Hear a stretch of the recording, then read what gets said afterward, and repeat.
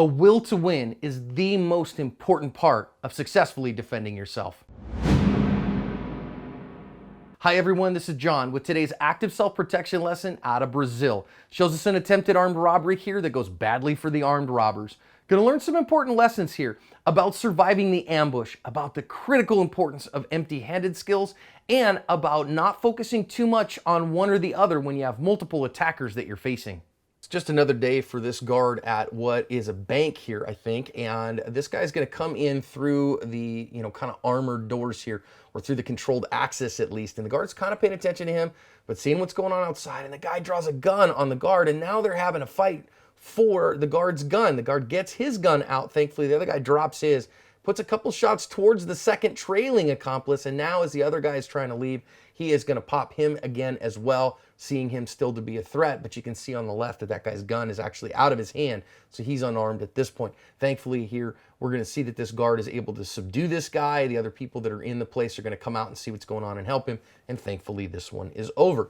8 lessons from this one on our website. Make sure you click through the link in the description to get those. But let's talk about some of the most important ones. I want to talk about situational awareness. We see the guard here. It's probably a boring job, but he's at least ostensibly paying attention. Sees that first guy come in, and now he's looking for what's going on with the second guy.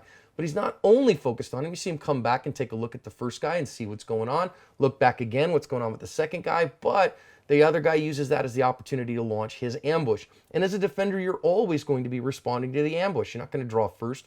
You're going to respond to the threat, and that's exactly what this guy does. Secondly, we see the armed robber use that leveraging arm. When we see a leveraging arm used for a gun-wielding opponent, a gun-wielding attacker, it's because they want to protect the gun. They want to keep that gun at some distance, and that's what we see this guy do. But notice that the guard here goes for the gun, and he gets a hand on that bad guy's gun and starts fighting him for it, and then he takes a very risky proposition, draws his own gun in the midst of that. You can see the guard get his own gun out of a drop leg holster on his left holster, or his left thigh there, and gets it out and into the fight and starts putting shots on that guy. I'd recommend that you use your empty-handed skills and win that fight first, but in this instance, it allows him to get ahead of the guy and get a shot on him, but he doesn't also get tunnel vision. I think that's incredibly important. As soon as he's able to get off that guy, he goes to the next bad guy, starts putting shots on him because he sees him coming in to try to get into the fight at all. And so he keeps him out of the fight, but then as soon as that guy runs off and he sees him gone, he transitions back to the first guy. And I think that's incredibly important. He's not getting tunnel vision on any of his attackers, but instead making sure